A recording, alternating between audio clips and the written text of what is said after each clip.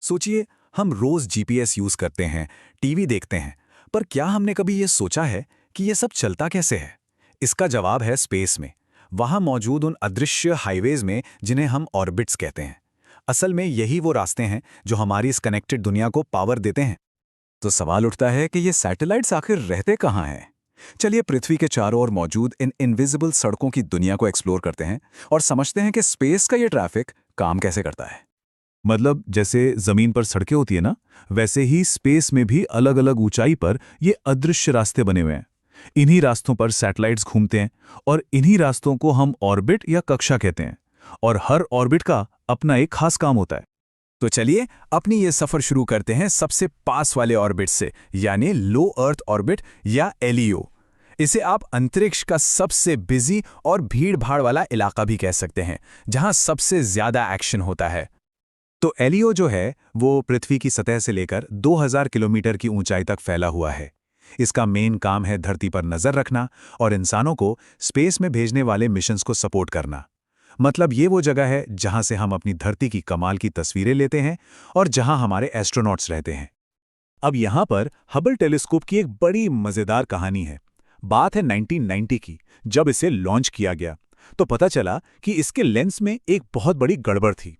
इससे जो तस्वीरें आ रही थीं वो एकदम धुंधली थीं। और यहीं पर एलईओ की सबसे बड़ी खूबी सामने आई। देखिए, क्योंकि हबल पृथ्वी के इतने पास था, एलईओ में था, तो नासा के लिए एस्ट्रोनॉट्स को भेजकर उसे ठीक करना मुमकिन हो पाया। अगर ये कहीं और दूर होता ना, तो शायद ये मिशन कभी कामयाब ही नहीं हो पाता। अच्छा, एलईओ में सिर्फ हबल ही नहीं है, एक और बहुत जरूरी चीज है वहां, इंटरनेशनल स्पेस स्टेशन यानी आईएसएस। ये सिर्फ 384 किलोमीटर की ऊंचाई पर धरती का चक्कर लगाता है, जो इसे कह सकते हैं हमारा सबसे करीबी स्पेस आउटपोस्ट बनाता है। और हाँ, आईएसएस किसी एक देश का प्रोजेक्ट नहीं है, ये बात भी काफी दिलचस्प है।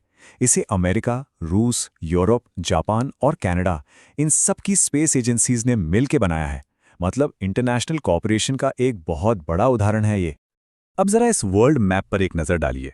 देखिए, जो सोर्स मटेरियल है वो यहाँ एक सवाल खड़ा करता है कि क्या आईएसएस के जो पार्टनर देश हैं और जिन्हें हम ग्लोबल नॉर्थ कहते हैं, यानी दुनिया के विकसित और औद्योगिक देश, उनके बीच कोई कनेक्शन देखा जा सकता है? ये सवाल हमें स्पेस एक्सप्लोरेशन की जियोपॉलिटिक्स के बारे में सोचने पर मजबूर करता है। चलिए अब एलईओ से थोड़ा और ऊपर चलते हैं और पहुंचते हैं एमईओ, यानी मीडियम अर्थ ऑर्बिट में। ये हमारी रोजमर्रा की जिंदगी के लिए बहुत बहुत जरूरी है। तो एमईओ जो है वो 2000 से 36,000 किलोमीटर के बीच की ऑर्बिट है और इसका सबसे ज़रूरी काम नेविगेशन। जी हाँ, जीपीएस जैसी टेक्नोलॉजी जो हमें रास्ता दिखाती है वो इसी ऑर्बिट पर डिपेंड करती है। अब यहाँ एक बहुत ही जरूरी कहानी आती है कि भारत को अपना खुद का नेविगेशन सिस्टम बनाने की जरूरत क्यों पड़ी, और इसकी जड़ें जुड़ी हैं कारगिल युद्ध से। हुआ ये कि जंग के एक बहुत ही क्रिटिकल मोड़ पर जब लोकेशन की सटीक जानकारी की सबसे ज्यादा जरूरत थी, तब अमेरिका ने भारत को अपना जीपीएस सिस्टम इस्तेमाल करने से मना कर दिया।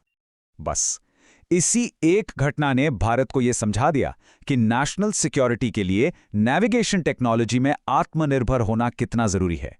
किसी दूसरे पर निर्भर रहना एक बहुत बड़ा स्ट्रेटेजिक रिस्क हो सकता है।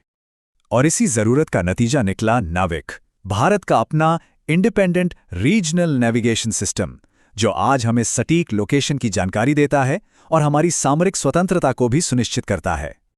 तो चलिए अब इस सफर के आखिरी और सबसे ऊंचे पड़ाव पर चलते हैं, हाई अर्थ ऑर्बिट यानी एचईओ।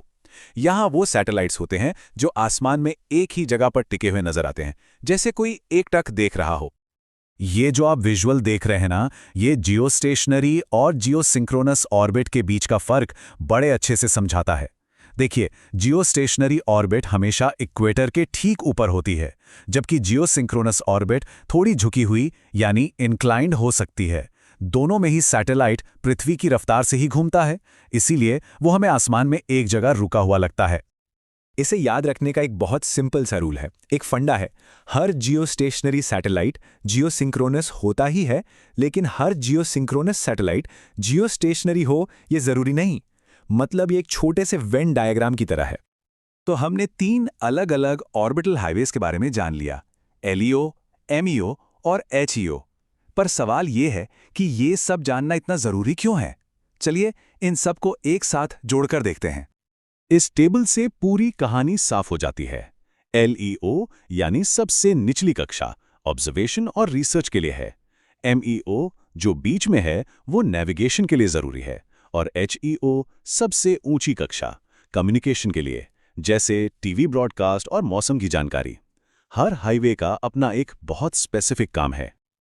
अब देखिए, जैसे जैसे और भी देश और प्राइवेट कंपनियां स्पेस में अपनी जगह बना रही हैं, ये कंट्रोल और मोनोपोली का सवाल और भी बड़ा होता जा रहा है। इन अदृश्य हाईवेज का भविष्य क्या होगा? क्या यहाँ सब मिलकर काम करेंगे या फिर ये एक नई जंग का मैदान बनेगा? ये एक ऐसा सवाल है जो आने वाले वक्त में हमारी टेक्नोलॉजी और जियोपॉलिटिक्स दोनों को तय करेगा।